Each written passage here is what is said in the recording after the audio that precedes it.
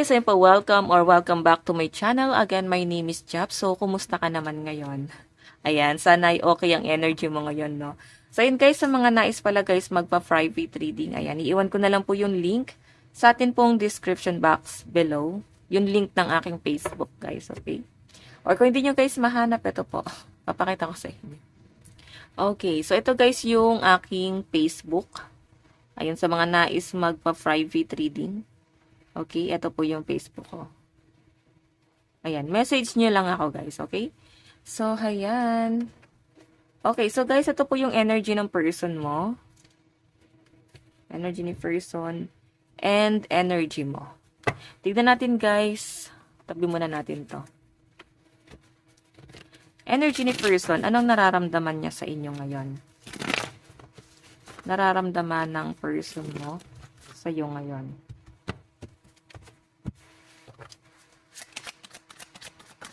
Oops.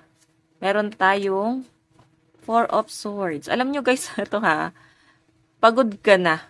Yun yung nasasagap ko rito. Pagod ka na, pero sinasabi pa rin ng person mo rito na, ilaban pa natin, kaya pa natin to. Ito siya eh, ito ka oh, pagod ka nang lumaban eh, parang tama na, pagod na ako. Grabe na yung ginagawa mo sa akin.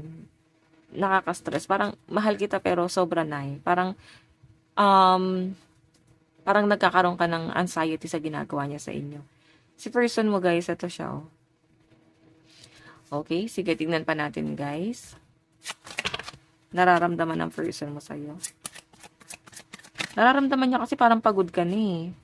Meron tayong temperance. Ah, okay. So, siguro guys, kaya mo nasabing parang pagod ka na. May mga nagkakasakit ba dito ngayon? Ayan oh, parang inaalagaan ka ng person mo kahit na nagkakasakit ka ngayon. Tingnan pa natin. Meron tayong The Empress. Ah, okay. Yung iba sa inyo guys, may mga buntis. May nabuntis. So, kaya siguro guys, parang nakaka-feel kayo ng pagod. Parang nai-stress kayo. Or minsan kasi guys, pag buntis, di ba, parang nandun yung parang lagi nag-overthink. Nandun yung parang hindi mawala sa sistema nyo yung parang niloloko kayo ng person mo. Kasi nga buntis eh. Minsan, nami-misinterpret ng mga tao na parang akala, yan yung pag-uugali niya. Pero minsan kasi talaga guys, pag buntis na iba po talaga yung mood. Okay? So, I think guys, na iba kasi yung mood mo ngayon. Okay? Or yung iba naman sa inyo guys, kung hindi ka naman buntis, baka iba lang talaga yung mood mo. At parang nahihirapan ka, siguro nagkakaroon ka ng depression, or pwedeng stress, or talagang umiiksi yung pasensya mo. Okay? Sige, tignan pa natin. Tingin sa'yo ng person mo guys. Ayan o, 4 of Wands. Para ka nagtatago.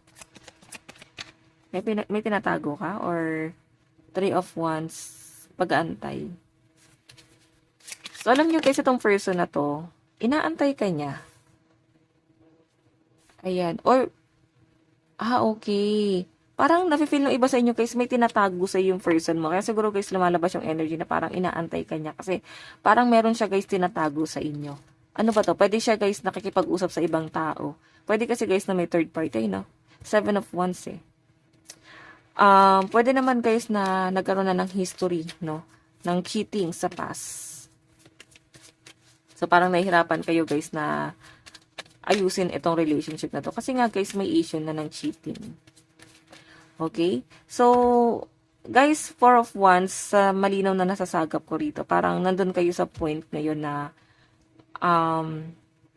may kinakatakutan ka sa person mo. O ikaw to nagtatago. Kasi tingin sa'yo ng person mo, nagtatago ka. Oh.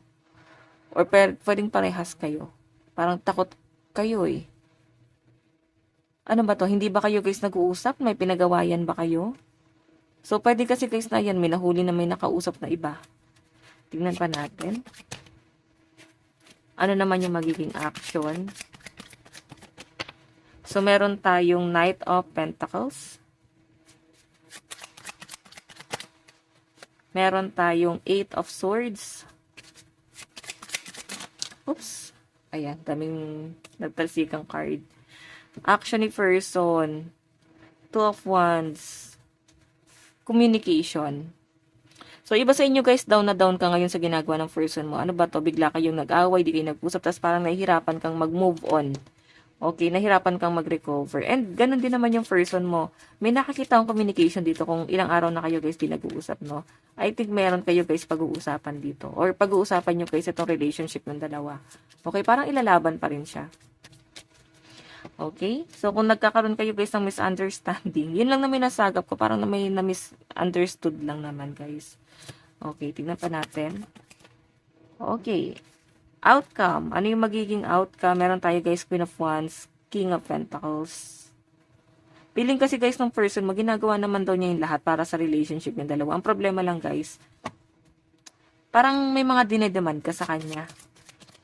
Okay, meron tayong 4 of Pentacles. Ayan no, feeling niya kasi guys, may mga dinedemand ka sa kanya na hindi pa siya guys ready na ibigay sa'yo yung mga demand mo. Okay?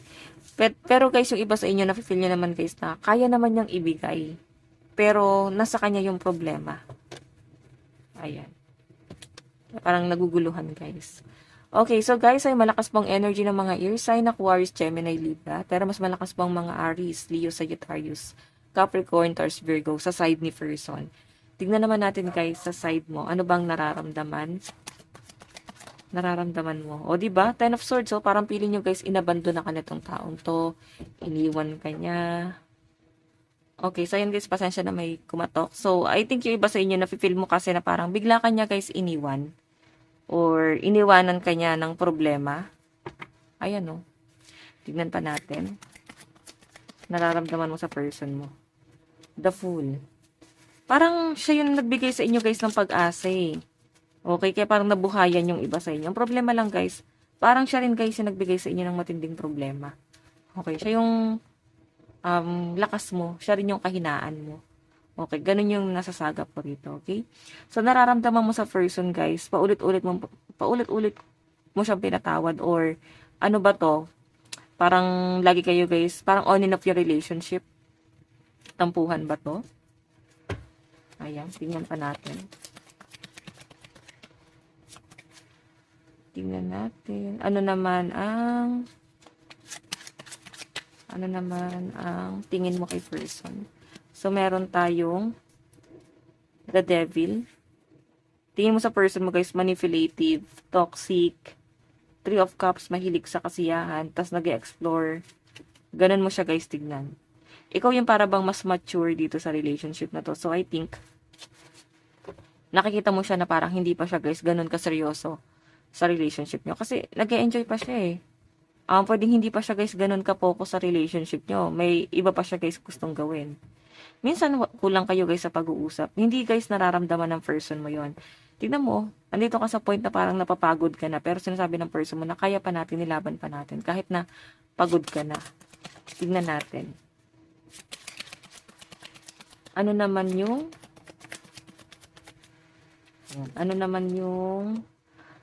action mo? 4 of Wands, celebration. So, I think mas magpo-focus ka sa sarili mo. Ayan, no? Nakatingin sa yung person mo. Nagpo-focus ka sa sarili mo ngayon, nag-e-enjoy kasama yung friends, naglilibang ka, masaya. Nagagawa mo yung mga bagay na gusto mo ngayon.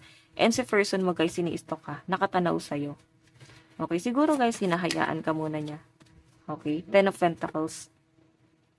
Parang bumabaligtad yung sitwasyon yung dalawa.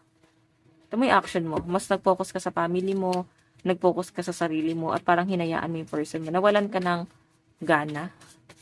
Ganyan. Okay, sige, tignan natin guys, ano naman yung magiging outcome.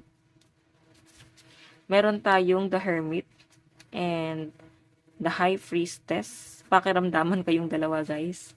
Yung magiging outcome guys, pakiramdaman kayo. Hindi naman guys para bang pataasan ng pride, no? Pakiramdaman yung nasa sense ko rito. Okay. So, siguro guys, kailangan nyo lang talaga muna ng pahinga. Yun lang yung nakikita ko rito na parang kailangan nyo munang gawin ng person mo. Magpahinga muna kayo. Laylo muna kayo, mag-focus muna. Parang, ano ba tawag dito? Cool off. No? Laylo muna kayo sa isa't isa. Okay, tignan natin guys. Outcome sa napapatungo itong relationship na to. So, ayan guys malakas po ang mga air sign Aquarius, Gemini, Libra, Capricorn, Taurus, Virgo, Aries, Leo, Sagittarius. Okay, tignan natin. Saan napatungo yung relationship nila? Exploration. Mukhang mga bata. Ano ba to? Bata pa ba kayo na nagtagpo kayo? Kaya parang di pa kayo guys ganun kaseryoso? Same kayo. Defense. Ayan o. Okay. Meron kang kalaban dito sa person mo. Mahilig to guys sa games or pwedeng meron siya guys libangan na parang ayaw nyo guys na gawin niya yon. Kasi parang pili nyo, nagiging kaagaw nyo sa attention. Okay, in the near future guys, sa pinapakita sa akin, nandun pa rin yung pagtatalo. Kung hindi nyo siya guys isisettle, paulit-ulit lang yung senaryo. Lagi lang kayo mag-aaway, tas parang maglilibang, tas magkakaayos, mag-aaway, maglilibang. Parang paulit-ulit lang guys. Tignan natin ano ba ang inyong love advice. Meron tayong yin-yang. Kaya pala eh, kabaligtaran mo yung person mo. Pero alam nyo guys, ito yung yin-yang kasi guys, opposite sign mo, no? Parang Aries Libra. So, kung saan ka mas malakas, doon naman mahina yung person mo. Kung saan ka mas mahina, doon naman malakas yung person mo. Tignan natin, meron tayo guys, recognition. Mukhang may pagkikita sa inyo ng person mo guys. Soul, ayan no? Your soul is preparing to reconnect, trust in the process. Mukhang may pagtatagpo sa inyo ng person mo. I think maayos niya pa rin to guys, no? Magtiwala ka lang kay universe. So guys, ito lang po ang inyong daily love reading. Bukas po ulit. God bless and love you all. Bye-bye.